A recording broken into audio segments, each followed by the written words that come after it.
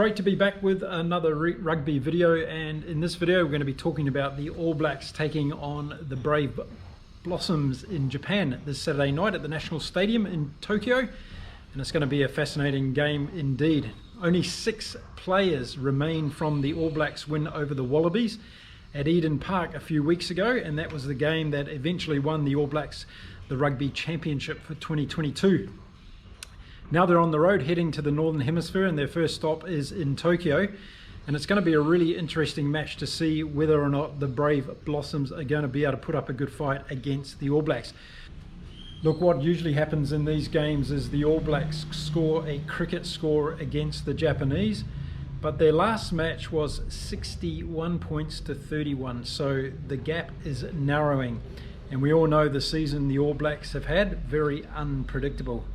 I'm not saying the Brave Blossoms of Japan are going to win this game, but because they're coached by some ex-All Blacks, they've got plenty of New Zealand support in and around the team in Japan there, I'm sure they're going to be able to put up a really good fight. So I'm expecting it to be pretty intense in the first 20 minutes or so. The All Blacks are going to have to retain their discipline, as Japan are going to throw the ball around and spread it wide, that is for sure. They love scoring tries.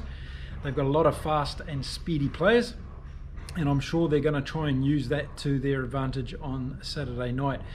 I think with the All Blacks having a pretty solid pack in place for this game, we've got Sam Cane coming back in after not being able to play in that game in Auckland because of an injury, and we've also got some of the other mainstays in the All Black pack, which I think is going to help.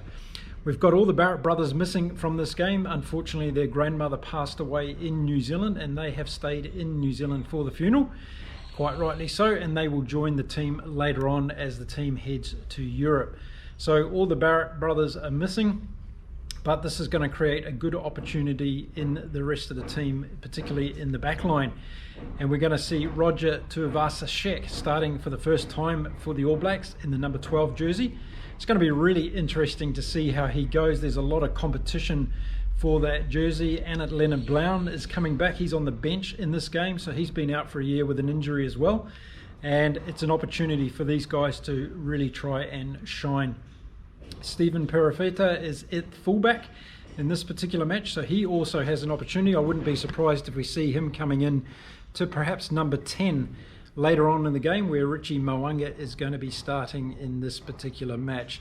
So the All Blacks have some stability there. They've got a few new players. I think Ian Foster is taking this opportunity now to try and give these other guys a bit of a start. They haven't had that opportunity because the pressure has been on Foster and co to try and get some wins on board this year with their roller coaster season they've had so far. So this is really the first opportunity that the All Black selectors have had, I think, to throw some of these new names in, particularly from a starting 15 point of view. So it's going to be interesting to see how they go and whether or not they use this opportunity to showcase their skill sets to the All Black selectors and coaching team. I think it's going to be a really interesting match from an All Black strategy point of view. I think they're going to have to set the pattern in the first 20 minutes. As I said, they're going to have to maintain their discipline, not let the Japanese ruffle them too much, and because if the Japanese get under your skin, we've seen in lots of games that they've played in that they can actually cause a lot of trouble for the opposition team. So the All Blacks are going to have to stay disciplined in that first start of the game, set their authority within the forwards, get the ball and possession going, and then start to look at their offensive opportunities and attacking skills out wide. Hopefully we're going to get a good weather pattern in Tokyo on Saturday night, so we have a hard, dry, fast pitch for the players to showcase their skills. So a really interesting start to the All Blacks Northern Hemisphere journey, and we'll see how it all goes before they head off to mainland Europe to continue their journey against the Six Nations teams up there over the coming weeks for the autumn series. So let me know who you think is going to win this encounter on Saturday night between the All Blacks and Japan. Do you think Japan's got any chance at all of upsetting the All Blacks? I'm sure there's going to be some pretty good odds out there for everybody to have a go on that one.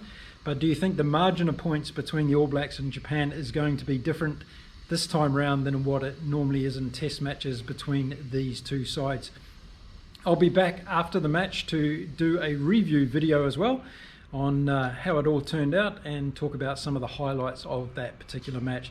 So if you're here for the first time, you haven't subscribed to my channel, hit the old subscribe button. It'd be great to have you on board.